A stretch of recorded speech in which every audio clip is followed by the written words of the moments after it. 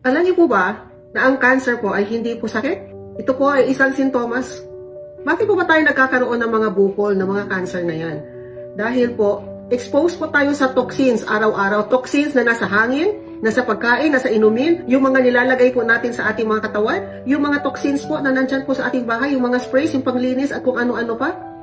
At dahil po marami na pong toxins sa ating pong katawan para hindi po ito mag-cause ng damage po sa buong katawan po natin, ang ginagawa po ng ating katawan ay kinukulong po ito. Defense mechanism po yan ng ating pong katawan para hindi po makapinsala itong mga toxins na ito. Kaya po, pag tinusok po natin yung kulungan ng mga toxins na yan, ay posible po talaga itong makawala o tumakas. Lalong-lalo na po, pag ang ginamit po natin ay yung malalaking karayom, ang tinatawag po namin dyan ay core needle biopsy. At kung marami pong sample o kung marami pong area sa tinusukan itong bukol na ito. Kasi po, just imagine po, yung shear force lang po na binutas po natin yan, syempre po makaka-escape po, di ba? Kasi may butas. Kasama po doon sa mga dugo at syempre po yung tubig na lumalabas po habang binabiopsy po yung pasyente. Ang tawag po namin dyan ay core needle seeding.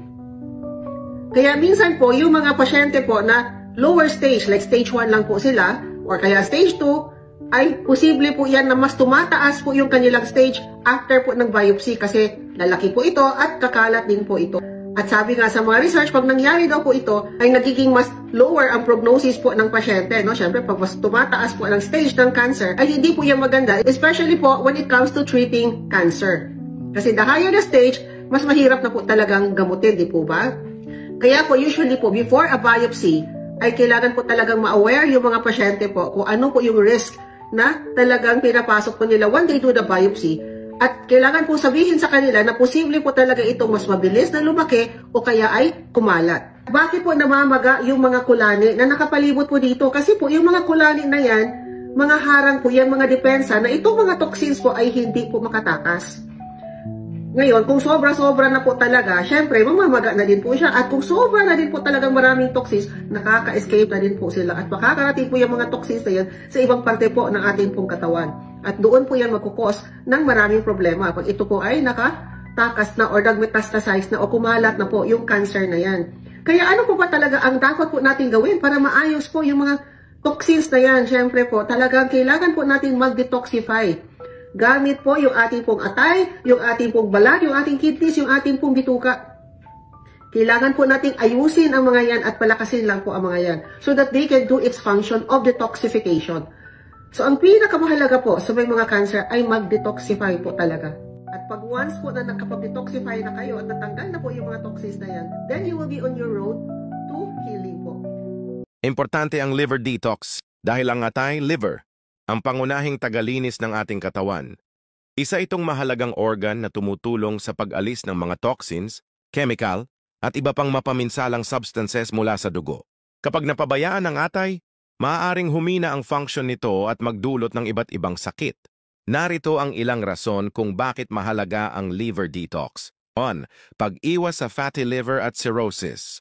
Ang sobrang taba, alak, o processed food ay maaaring magdulot ng fatty liver o scarring, cirrhosis, na posibleng mauwi sa liver failure. 2. Pampalakas ng immune system. Malinis na atay ay tumutulong para mas malakas ang immune system na lumaban sa impeksyon at inflammation. 3. Mas maayos na metabolism at energy levels. Ang atay ay bahagi rin sa pag-metabolize ng pagkain at nutrients, kaya kapag malinis ito, mas maganda ang energy levels at digestion. 4. Pag-iwas sa skin problems. Ang maduming atay ay maaaring magdulot ng acne, allergies, at iba pang skin issues. 5. Pagbawas ng panganib sa chronic diseases. Kasama rito ang diabetes, heart disease, at cancer na maaaring kaugnay ng sobrang toxins sa katawan. 6. Mas malinaw na pag-iisip at mood balance. Yung build-up ng toxins ay maaaring makaapekto sa brain function, mood, at mental clarity. Sinnergreens 11-in-1. Ito ay isang superfood drink na may kombinasyon ng vegetables, fruits, enzymes, at other nutrients. Mga benepisyo para sa atay. Chlorophyll at green vegetables. Natural na detoxifier ng dugo at tumutulong maglinis ng atay. Enzymes at probiotics nakakatulong sa digestion at binabawasan ang toxic buildup sa katawan. Antioxidants, gaya ng spirulina, barley, moringa, lumalaban sa oxidative stress at inflammation sa atay. Vitamin C at collagen. Glutathione. Isa ito sa pinakaimportanteng antioxidants na natural na ginagawa ng atay. Tumutulong ito sa pag-neutralize ng toxins, pagprotekta sa atay laban sa damage mula sa alcohol, gamot at environmental toxins, pagpapalakas ng immune system. Vitamin C, pinapalakas ang epekto ng glutathione at tumutulong din sa cell repair ng atay.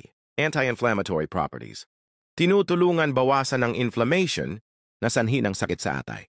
Sa madaling salita, Sinner Greens ang tumutulong maglinis and mag-repair ng katawan sa pamamagitan ng nutrisyon, habang ang Gluta Deluxe ay nagbibigay ng antioxidant protection at detox support lalo na sa atay. Maganda silang pagsabayin para sa preventive health, lalo na kung gusto mong iwasan ng fatty liver, cirrhosis at iba pang liver-related na kondisyon. Kaya ano pang hinihintay mo? E-message na kami at simulan mo na ang malusog at disease-free na pangangatawan.